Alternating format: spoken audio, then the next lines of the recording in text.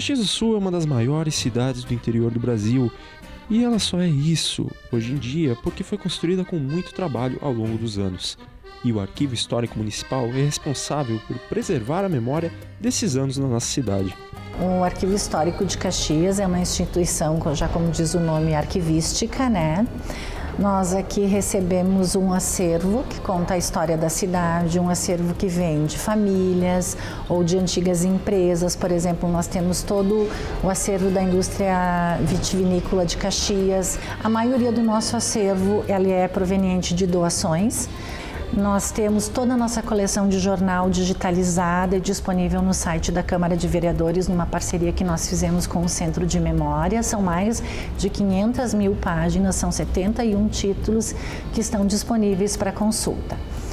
O nosso trabalho, então, do dia a dia consiste em receber os acervos. E esse acervo, ele exige dois tipos de procedimento, um procedimento físico e um intelectual.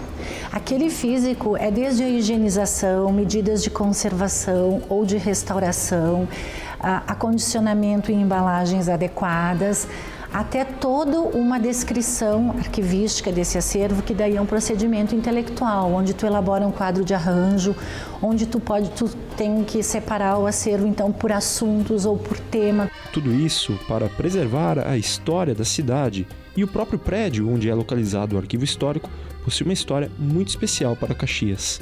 O prédio, construído em 1890 como estabelecimento comercial de Vicente Rovea, se tornou em 1926 residência do médico italiano Rômulo Carboni, e no local o doutor montou um hospital, carinhosamente chamado de Hospital Carboni pela população. Originalmente, nesse andar onde nós estamos, tinham as portas de acesso, e a partir dos anos 40, quando a Júlio foi rebaixada, é que vai aparecer toda a parte do porão, então, do prédio, que inicialmente não aparecia. A partir de 1945, o prédio voltou a ser uma residência.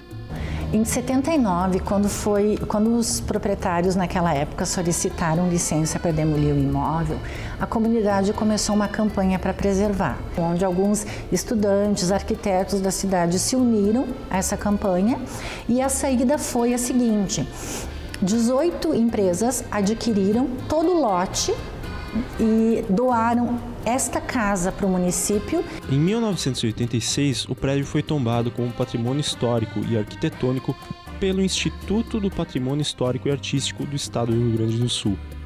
Então foi destinado a abrigar o Arquivo Histórico Municipal João Espadari Adame e seu acervo documental. A pesquisa é presencial. Nós ainda não temos a nossa base de dados, um site adequado, né? A nossa coleção de jornais e os documentos de origem pública que estão digitalizados, então o acesso se dá através do site da Câmara de Vereadores.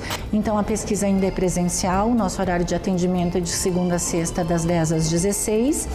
E além de toda essa documentação de famílias, de empresas, nós também temos todo o acervo da administração pública. Desde o início, os primeiros registros de assentamento dos imigrantes, que também é um trabalho que o pessoal vem pesquisar muito nos registros dos primeiros imigrantes que aqui se estabeleceram. Nós temos toda a documentação das antigas escolas municipais, que também nós fornecemos certidão para as pessoas que estudaram no interior. Nós temos também as fichas de registro dos menores que trabalharam na Comai.